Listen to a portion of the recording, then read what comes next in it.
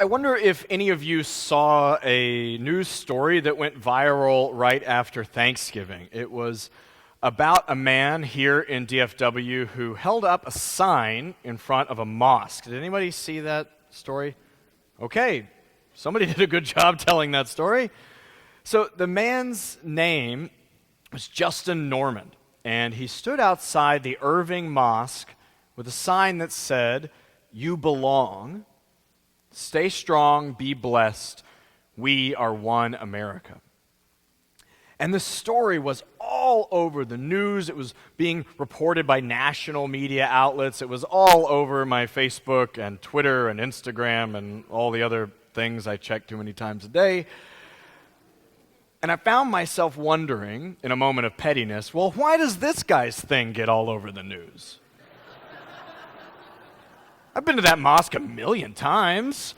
We organized a counter-protest when the KKK was going to be active outside there. I've got friends from college who have attended that mosque for many years. We've been active in this work. Well, why does his thing get to be all over the news? And I found myself thinking, well, it's because this version of it was incredibly personal. It was one person who you could name. His name's Justin, standing outside, and he decided to look like a Texan. He said he doesn't always wear that cowboy hat, but he decided to do it that day. He thought it sent a message.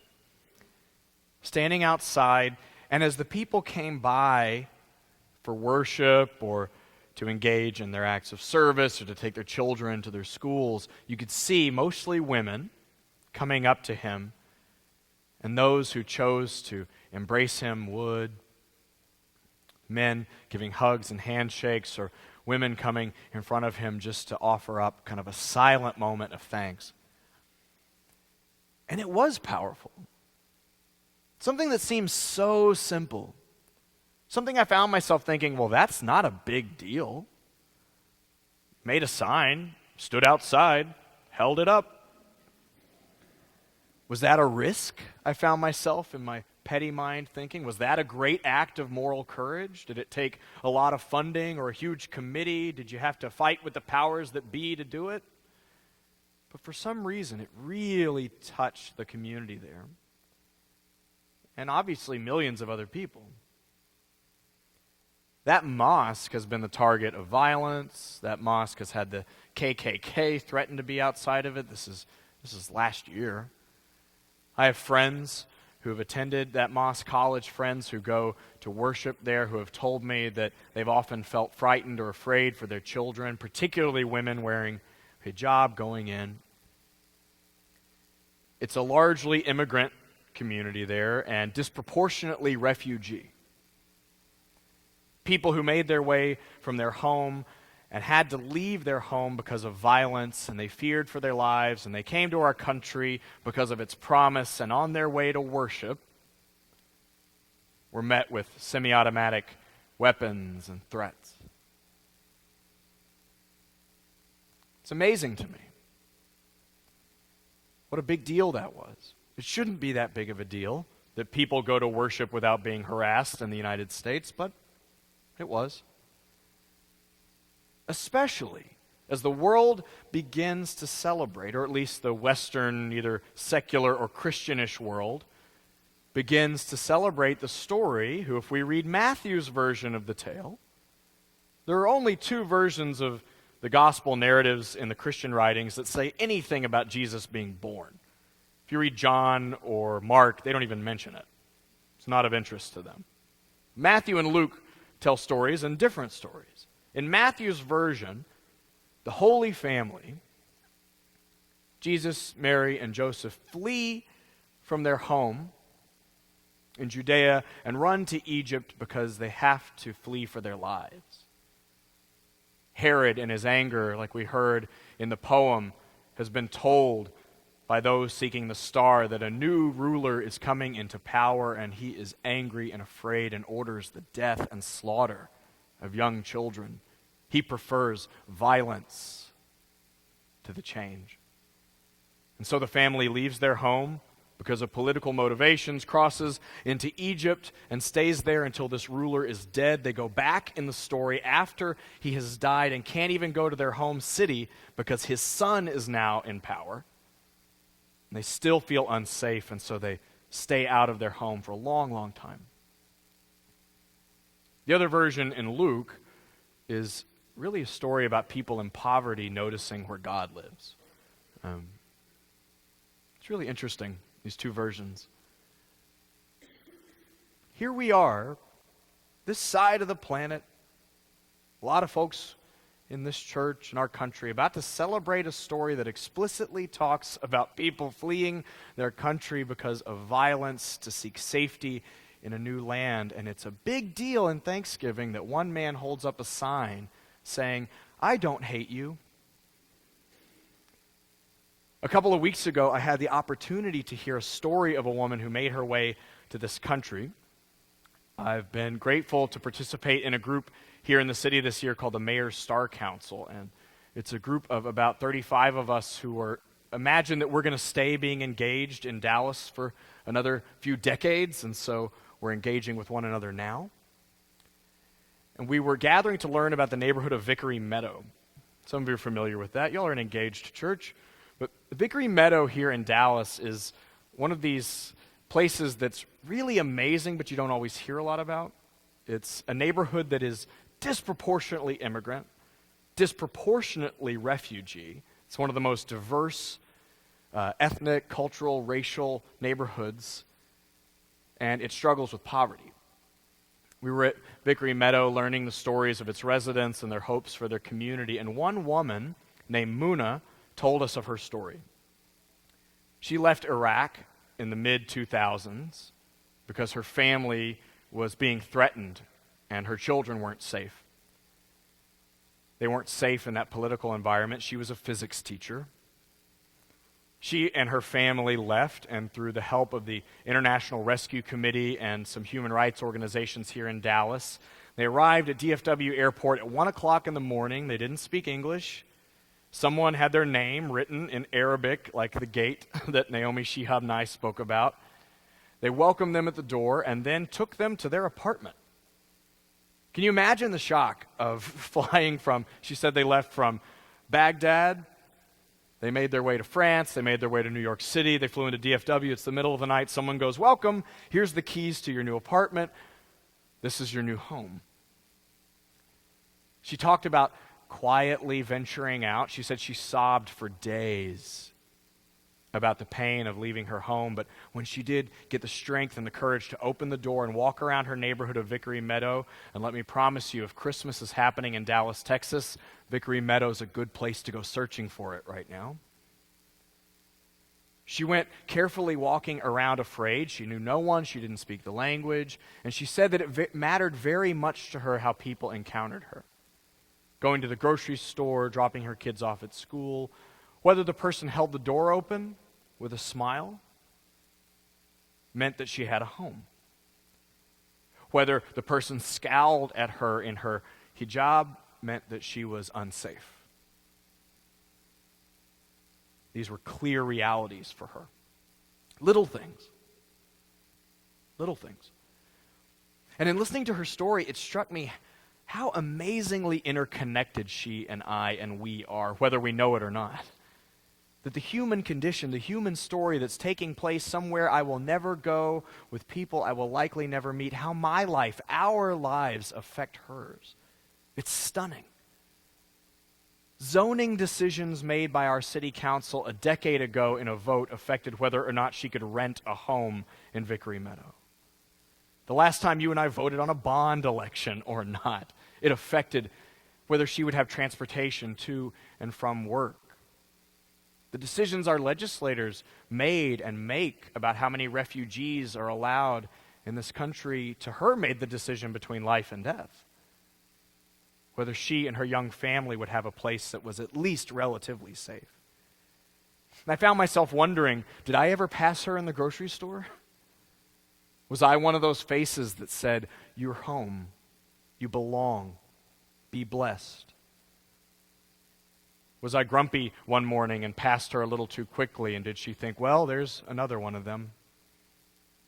Was it money that you and I donated the last time that human rights or refugee organizations were here collecting our money that made sure that she had a couch and a bed to sleep in? I have no idea.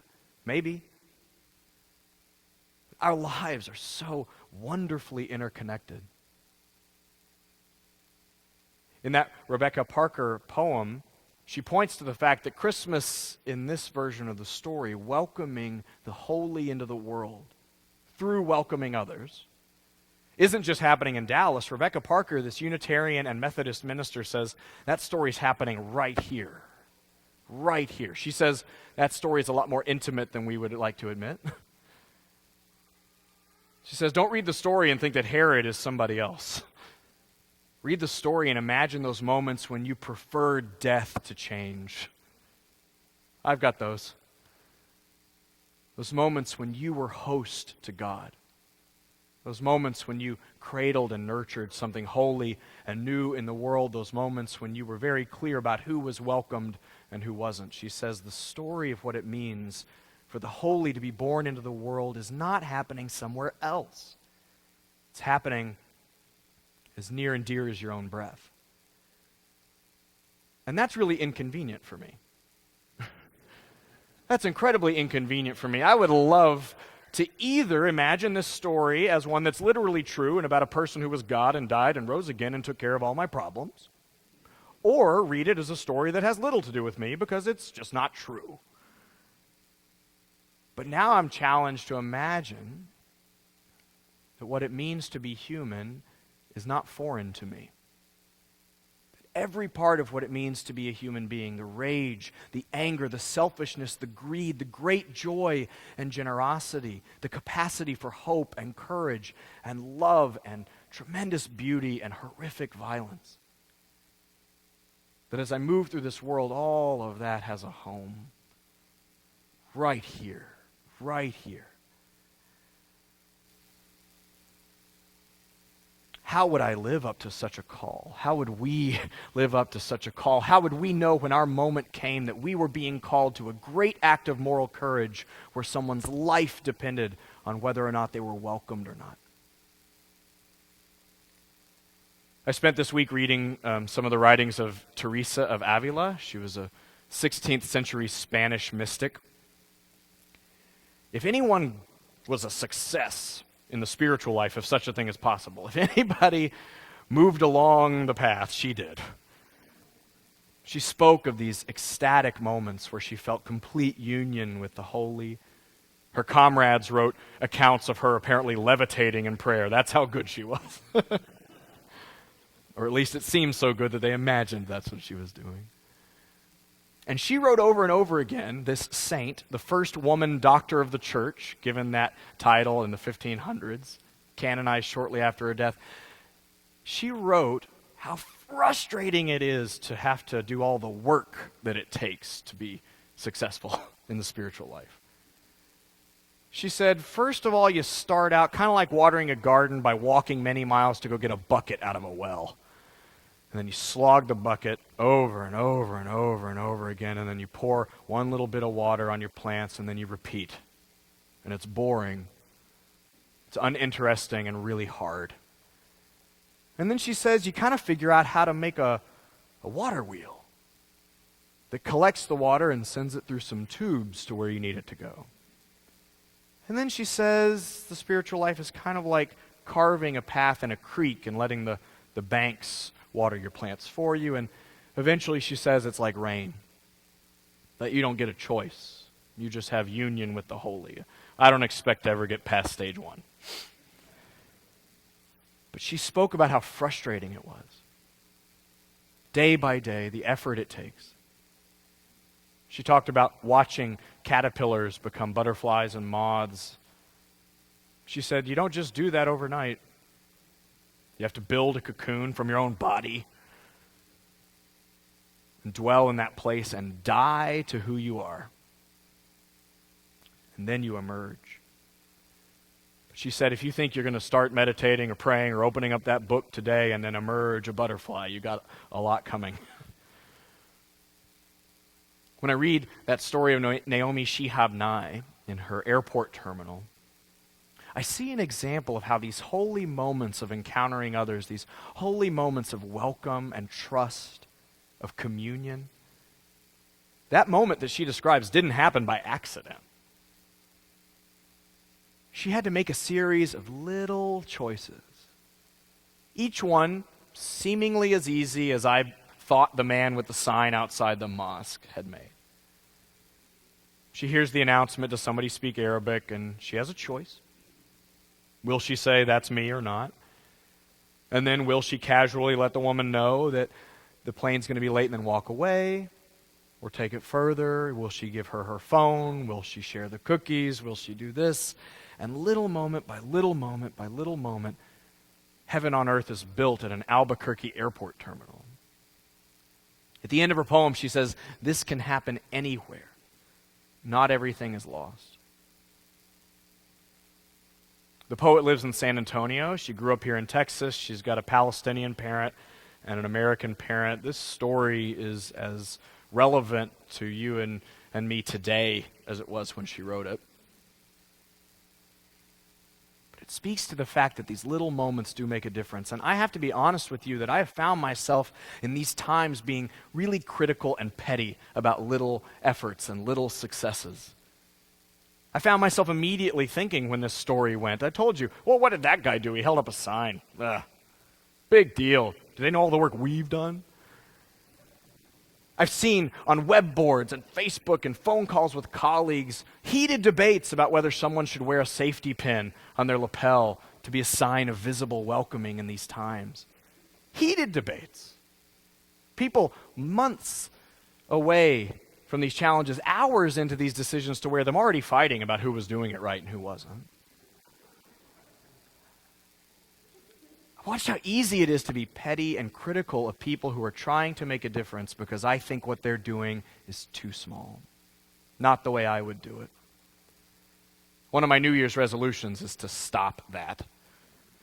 At least some of it. And to ask myself, what does it mean to play host to the divine? What would it mean to imagine that my welcoming others onto this earth, into my church, into my home, into my life, into my city, into my country, what would it mean to imagine that welcoming them would be welcoming God? What would it mean to treat the mystery beyond all naming as if it were a refugee seeking safety in my presence? See, we have a great mission here. We have an astounding and a big mission. We are called, each and every one of us in this place, we signed up for a compelling task. Our project is nothing less than creating heaven on earth, being a part, each and every one of us, in the story of the world's repair and wholeness. Not just the Christmas story, but the story of the world being healed and whole. We signed up for that, and it is a tremendously beautiful mission, and your life will be better for it. But it may call us to acts of tremendous, great moral courage. Maybe it's not an airport gate. Maybe it is our livelihoods or our lives. Maybe it is the safety of ourselves or our family. Maybe it is the security of life as we have known it, that it would take us giving up to build that welcome for someone else. Maybe that's what we will be called to do. And how do we get ready for that? I think we do it. I think we prepare for acts of great moral courage, like Teresa would have us do, by slogging the bucket over and over and over to water our garden. I think we prepare for great acts of moral courage by engaging in little acts of moral courage every day. And by not, like Herod, seeking to strike down and destroy others who are also trying to make a difference. Stand up and speak out when you hear something that's not right, when the person who you can tell is afraid and wandering around wondering if they have a home. It does make a difference whether you greet them at the door with a smile. I know for sure that it makes a difference whether people are greeted at this door with a smile. Seems little, but it's not. because those little acts of moral courage will prepare us for the day when the stakes are truly high. And the mystery beyond all naming is face to face in the form of another human being, and we are called to stand up in whatever form it is with our sign to say, you belong, be strong, be blessed, we are one. The story of what it means to be a human is happening in you and me. And the great blessing is that we get to practice for when the day comes that we will welcome the holy into our lives. May we be ready. Amen.